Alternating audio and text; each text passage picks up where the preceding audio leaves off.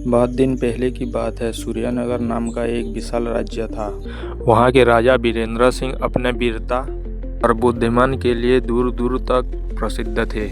उनके राज्य में किसी को भूख नहीं थी, कोई बिना कपड़ों के नहीं रहता था और हर घर शांति और समृद्धि थी। लेकिन राजा के दिल में हमेशा एक सवाल रहता, क्या मेरी प्रजा सच में मुझसे खुश हैं या सिर्फ मेरे डर से कारण मेरी तारीफ करते हैं। एक दिन राजा ने अपने मंत्री से कहा, मंत्री जी, मैं जानना चाहता हूँ कि मेरे प्रजा मेरे बारे में क्या सोचती हैं, लेकिन मैं राजा के रूप में यहाँ नहीं जाना चाहता। मंत्री मुस्कुराया कर बोला, महाराज, तो फिर अपना भेष बदल लीजिए, एक साधारण आदमी बनकर लोगों के बीच जाइए। राजा को यह विचार अच्छा लगा। अगले दिन उन्होंने एक आम किसान के कपड़े पहने और शहर घूमने निकल पड़े। वह बाजारों में गए, चाय की दुकानों पर बैठे और गांव-गांव घूमते रहे। सबसे पहले एक बुजुर्ग किसान से मिले। उन्होंने पूछा, बाबा, आपके राज्य कैसे हैं?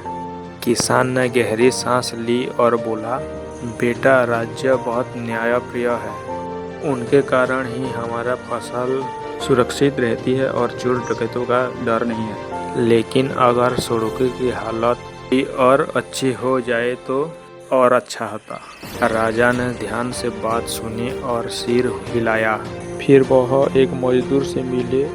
उसने कहा, राजा, अच्छा है, लेकिन मोहल तक के गांव तक बात नहीं पहुंचती। हमारे गांव में स्कूल है, ना अस्पताल है।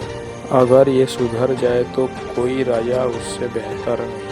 राजा ये सब सुनते सुनते और गहराई में गए।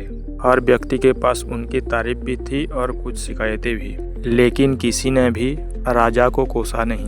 हर कोई उन्हें अपना मानता था। शाम को जब राजा महल लौटे, उनका मन बदल चुका था।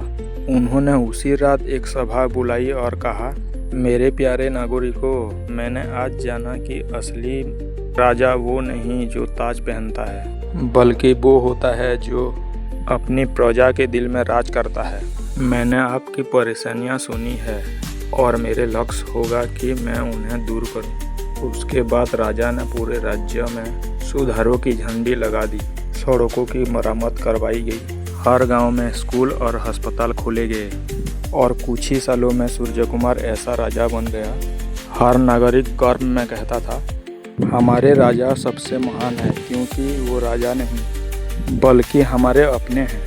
समय बीतता गया और वीरेंद्र सिंह का नाम इतिहास में एक ऐसे राजा के रूप में दर्ज हो गया जिसने ताज से नहीं बल्कि सेवा और सुनने की शक्ति से राज किया।